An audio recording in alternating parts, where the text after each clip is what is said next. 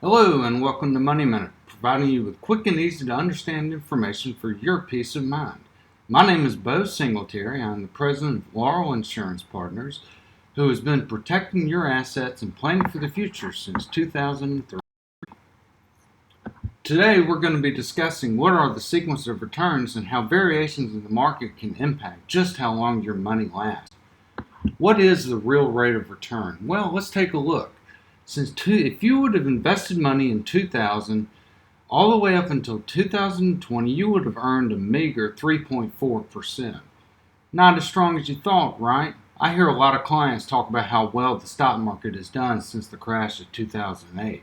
Oh yeah, I've made all the money back and then some. I hear the same old story. But let me ask you this. What if you were having to take income during those down years? What would that have looked like? Beginning this year, the required minimum distribution age for qualified money was raised from 70 and a half to 72. So let's have an example here. We've got Mr. Smith and Mr. Jones. Both retire at age 65 with $1 million. They both average over a 25-year period of 6%, but in different markets.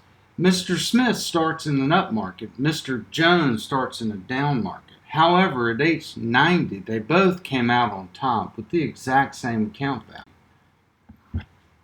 What if they needed income of $50,000 per year? Well, this paints an entirely different picture. As you can see, Mr. Smith is able to take withdrawals of $50,000 and still have more money in the bank at age 90 than when he started. However, because Mr. Jones began withdrawals in a down market, his account value runs out at age 82. Why is this? Well, they both experienced a sequence of returns that were vastly different from one another. Meaning in the early years, Mr. Smith was pulling money out when the market was up, whereas Mr. Jones was taking it out when the market was down. Okay, so your money and required minimum distributions. Beginning at age 72, the IRS makes you take what's known as a required minimum distribution from your qualified retirement plan. So, what that means is the government has never taxed that money. So, the government wants to get their hands on it. So they make you start having to take withdrawals so they can get their tax cut. So each age has a magic number that's used to calculate the required minimum distribution. So in order to keep from getting in the weeds, we're just going to use age 72 as an example, and that magic number is 27.4.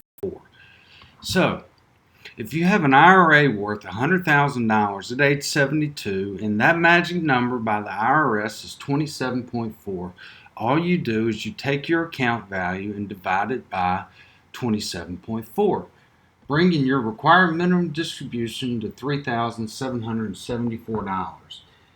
So let's take a look at this. Required minimum distributions and market fluctuations. All right, here's an example where an account value experiences 8% rate of return over the course of a year, and the required minimum distribution is taken at the end of the year. So that $100,000 grows by 8%, bringing the account value to $108,000 before the RMD is taken of $3,941, bringing the total account value down to $104,059. Now, let's take a look at it in a negative market. So, in this example, you suffer a 9% loss instead of a gain, and the required minimum distribution is still taken at the end of the year. So the 9% loss is going to result in the account value coming down to $91,000 from $100,000. So the RMD is calculated on the $91,000, and that RMD would be $3,321. But now look at the account value of $87,679. So what we focus on are the gains and protecting against the losses with what we call a fixed index. How do we prevent this from happening? Well, basically we use what's called, again, a fixed index annuity with an added income rider. Currently that rider is 4.5%. So with a $100,000 account value, that gives us a $4,500 income guaranteed. So when the market goes up, you get the gains plus the $4,500.